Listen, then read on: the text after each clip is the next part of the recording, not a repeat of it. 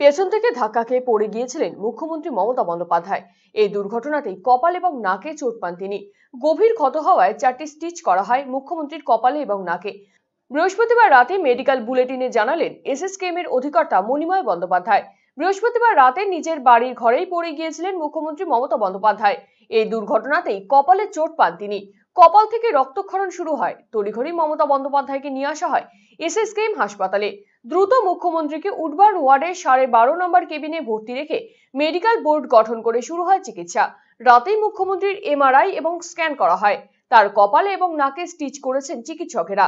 মুখ্যমন্ত্রীকে হাসপাতালে ভর্তি থাকার পরামর্শ দিয়েছিলেন চিকিৎসকেরা, কিন্তু নিজের শারীরিক অবস্থা কিছুটা স্থিতিশীল হতেই রাতেই বাড়ি ফিরে যান মুখ্যমন্ত্রী মমতা বন্দ্যোপাধ্যায়। মুখ্যমন্ত্রীর দ্রুত আরোগ্য কামনা করে টুইট করেন প্রধানমন্ত্রী নরেন্দ্র মোদী, কংগ্রেস নেতা রাহুল গান্ধী সহ বিভিন্ন রাজ্যের মুখ্যমন্ত্রীরা।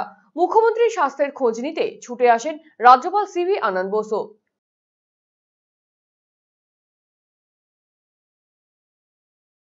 বহু আকাঙ্ক্ষিত চিকিৎসক তথা পূর্ব ভারতের বিখ্যাত হার্ট স্পেশালিস্ট ডক্টর হেমন্ত কুমার গর্গ এখন প্রতি মঙ্গলবার বসছেন রায়গঞ্জের দিশারিতে। শিশু সহ যে কোনো বয়সের রোগীদের হার্ট সংক্রান্ত যে কোনো সমস্যায় আজই যোগাযোগ করুন রায়গঞ্জ উকিলপাড়া স্থিত দিশারি হেলথ কেয়ারে। ফোন নাম্বার 7477785509 ও 7477785512।